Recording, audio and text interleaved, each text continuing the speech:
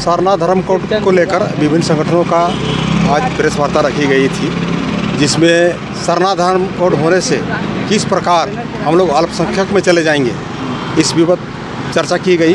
और सरना धर्म कोड पूर्व में ही जब हमारा जब संविधान लागू हुआ, उस समय 26 जनवरी 1950 को जब संविधान लागू हुआ, उसी समय धर्म कोड हिंदू, मुस्लिम, सिख, ईसाई, जैन, बौद्ध, तो उसी समय हम लोग जनजाति समुदाय को हिंदू धर्म के श्रेणी के अंतर्गत रखा गया। तो जो सरना धर्म कोड मांग रहे हैं, या तो वे संविधान को नहीं मानते हैं, या तो वे संविधान का स्टडी करें। कोड का हम लोग को कोई मतलब नहीं है। और जैसे ही सरकार आनन फानन में विधानसभा से पास करके राज्यपाल महोदय से भी हस्ताक्षर नहीं किए, चुपे चुपे दिल्ली भेज दिए, ये भी एक प्रकार का छले कपट है। अगर उसको भेजना भी था तो महामहिम से हस्ताक्षर करवाते, उसे अनुमति लेते। ऐसा कुछ नहीं किया गया है, केवल आम जनता को ठगने का काम किया जा रहा है। और जैसे ही सरना धर्म कोड अगर हमको मिलता है, हम लोग पूरे अनुसूचित जनजाति को 342 में महामहिम राष्ट्रपति आदेश 1950 के तहत परिभाषित किया है, और उसी के अंतर्गत हम लोग को आज जो भी आरक्षण मिल रहा है 342 के तहत मिल रहा है। और जैसे ही सरना धर्म कोड अगर लागू होता है तो 342 से स्वतः हम लोग हटकर भारतीय संविधान के अनुच्छेद 29 और 30 में चले आएंगे, जो अल्पसंख्यक में चले आएंगे स्वतः। तो स्वतः आएंगे तो हम लोग का जो आरक्षण अभी वर्तमान समय में जो मिल रहा है वो स्वतः समाप्त हो जाएगा, और हमको आरक्षण मिलेगा, लेकिन अल्पसंख्यक वाला मिलेगा। तो क्या मिलेगा? शिक्षा का प्रसार करना, धर्म का प्रचार करना। तो यह सोची समझी साजिश है। और ये सरना धर्म कोड ईसाई मिशनरियों की चाल है या कार्डिनल की का मांग है। सारा पेपर हमारे पास है, और कार्डिनल का यह पुराना मांग है, और हमको सरना धर्म कोड कतई स्वीकार नहीं है। हम हिंदू धर्म श्रेणी के अंतर्गत आते हैं, हिंदू हैं और वही रहेंगे। यदि सरकार ज़बरदस्ती हमको सरना धर्म कोड थोपती है या सौंपती है, तो मजबूरन माननीय झारखंड उच्च न्यायालय में हम भारतीय संविधान 226 के तहत एक PIL करके एक बहस में उसको उड़ा देंगे।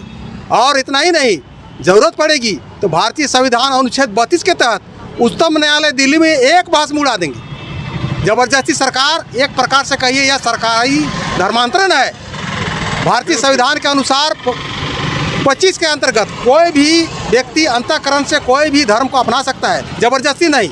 लेकिन यह झारखंड सरकार क्या कर रहा है कि समूल अनुसूचित जनजाति को ज़बरदस्ती सरना धर्म कोड देकर अल्पसंख्यक बना रहा है, और उसका हक अधिकार से बाहर करने का षड्यंत्र है, और अल्पसंख्यकों के साथ मिलाने का षड्यंत्र है। इसे हम कतई स्वीकार नहीं करेंगे। जरूरत पड़ेगा तो एक फाइल करके सरना धर्म कोड को ही खा जाएंगे। ऐसा है कि आज विभिन्न सामाजिक संगठनों के द्वारा प्रेस क्लब रांची में आज प्रेस वार्ता और चर्चा के लिए बुलाए थे।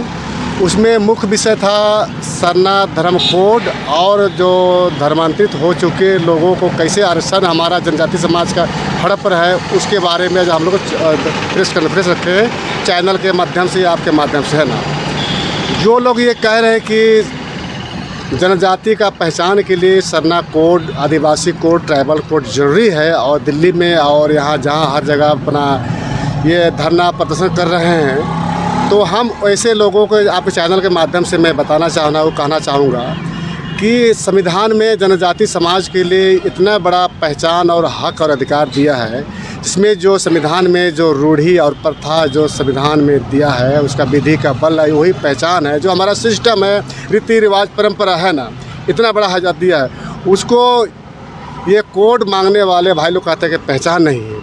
हम उनके आपके माध्यम से भी कहना चाहेंगे कि अगर धर्म कोड मिल जाता है तो हम भी अल्पसंख्यक ईसाई और इस्लाम की तरह हो जाएंगे। उस समय हमारा जितने जो हक और अधिकार जो रूढ़ी प्रथा की बात करते हैं, हमारे संविधान की बात करते हैं, वो ख़त्म हो जाएगा बिल्कुल निश्चित रूप से। तो हम ऐसे लोगों से बार बार हम लोग के अखबार के माध्यम से आगाह करते थे कि इसमें चिंतन मंथन कीजिए, लेकिन ये मांग बढ़ता चला गया। लेकिन आखिरी में हम लोग को ये कहना मजबूरी हो गया कि सरना कोड आदिवासी जनजाति समाज के लिए हित में नहीं है। दूसरी बात है कि जो धर्म परिवर्तित लोग हैं वो 342 अनुच्छेद 342 से बाहर हो चुके हैं। वह माननीय सुप्रीम कोर्ट के 3 जजों के द्वारा उनको जो रूढ़ी प्रथा विधि विधान को छोड़ दिया है, वो जनजाति के सदस्य नहीं है, स्पष्ट कर दिया।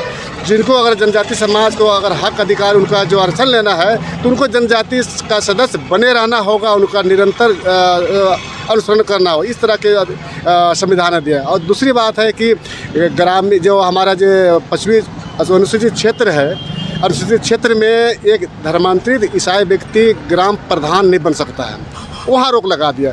तो कुल मिलाकर जितने तरह के जो धर्मांतरित लोगों को रोक लगाया कानून ने, ये बखलाहट से उनका धर्म कोड मांगने और मंगवाने का इनका साजिश है। मुख्य रूप से ये चर्च मिशनरियों का साजिश है, जो धर्म कोड मांगो ताकि हम में और आप में कोई फ़र्क नहीं, आप भी अल्पसंख्यक हम भी अल्पसंख्यक, उसके बाद में कोई सारा खत्म हो जाए। इसलिए आज हम लोग बैठक करके हम लोग किसी तरह की होने नहीं देंगे।